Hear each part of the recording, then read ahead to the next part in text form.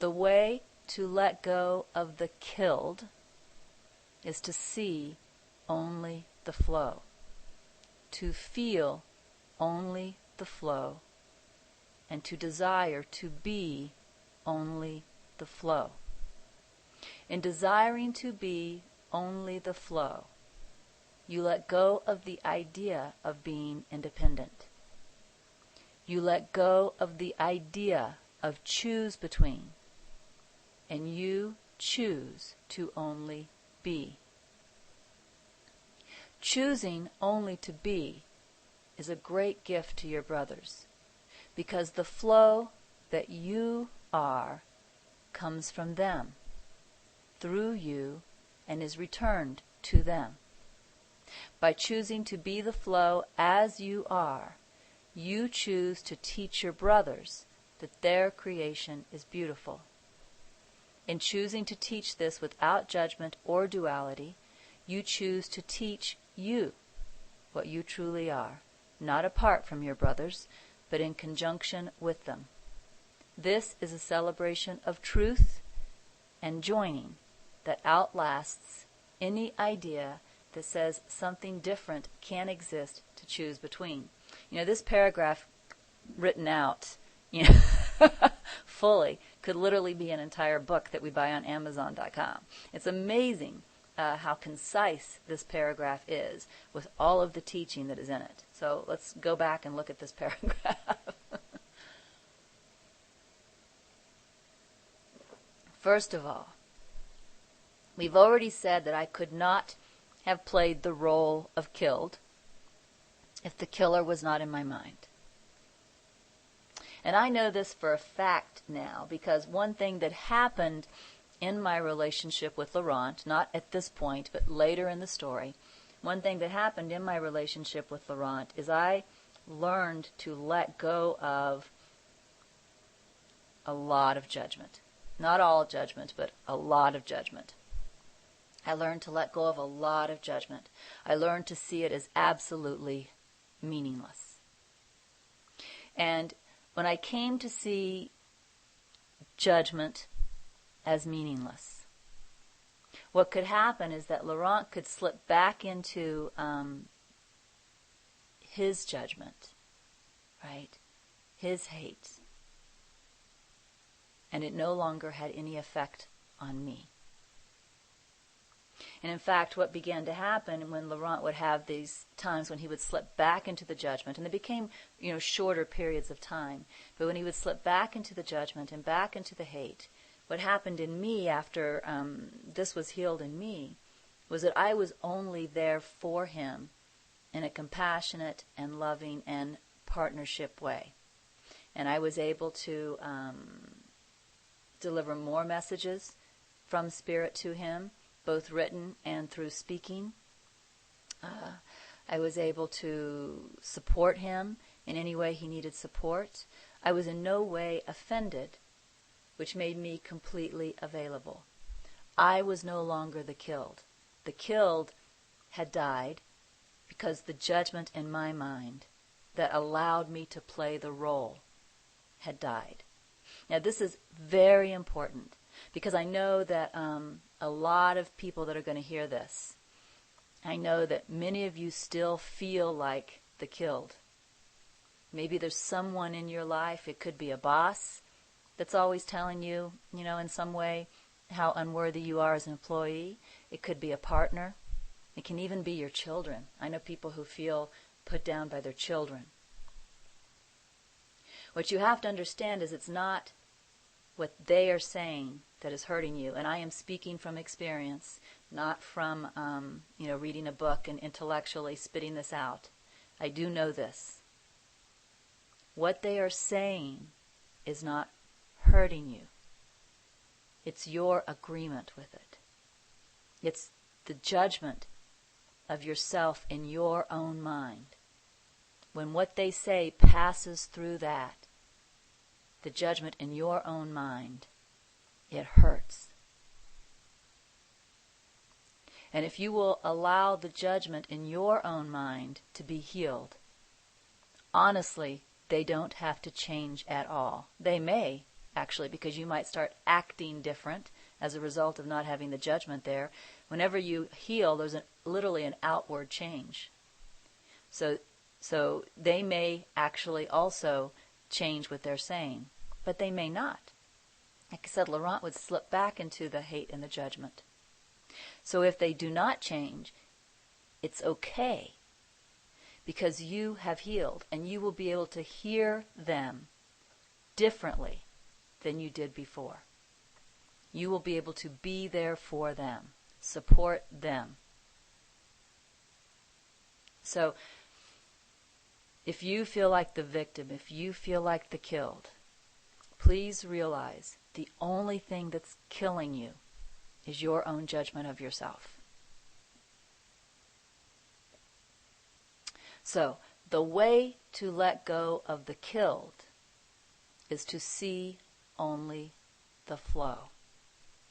Now, the flow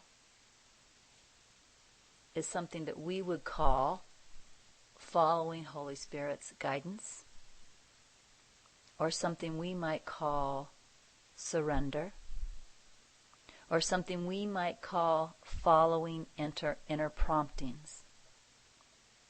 The flow, if you're in the flow, you're not thinking about and making decisions the way you did before. The first thing you're doing is you're accepting whatever is.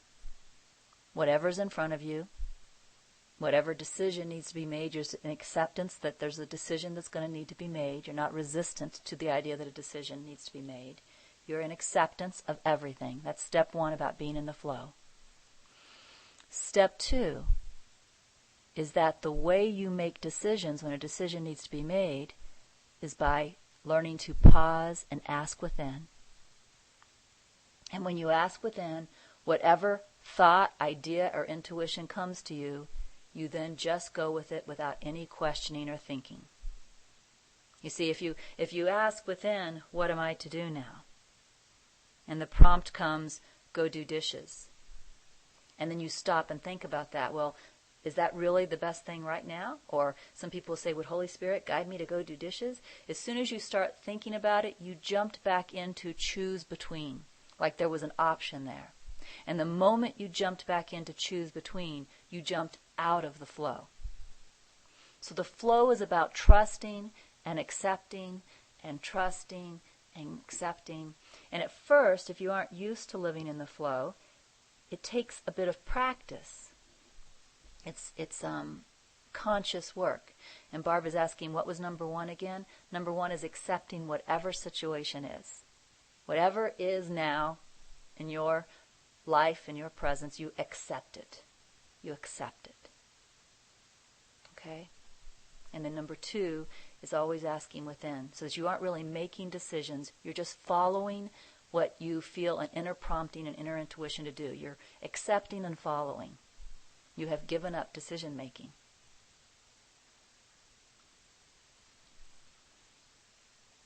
And so when you do this, then you are not in the choose between space. You're in the flow. Now the choose between space, although it's exciting, what the choose between space does is it requires you to use judgment. It literally requires you to use some kind of thinking process to decide for one option and against another option, which means you're constantly, in one form or another, grabbing off the shelf that unworthy coin again, right? Good and bad. You're holding to that. And you cannot hold to that without experiencing the effects of that. This is literally where suffering comes from. So although choose between, the idea of being able to make choices is exciting, it's the cause of your suffering. So we really want to learn to be in the flow. We want to let go of unworthy. I don't want to choose between Pepsi and 7-Up. Because when I make a conscious decision between Pepsi and 7-Up, I'm really choosing that one is worthy and one is not. I'm holding on to that idea in me. and it's going to cause suffering. The idea itself causes suffering. So instead, it's much better if there's a Pepsi, if somebody holds out a Pepsi and a 7-Up, and they say, which one do you want? It's best just to ask within or just feel. Sometimes I can feel like what I would call an energetic attraction. Just like an attraction, ooh, I'll take the 7-Up. But there wasn't a thinking. I love to practice that with a menu too. I love to read a menu, something will pop out, kind of pops out, and I just order it. I don't think. I just order. This popped out, I'll take this.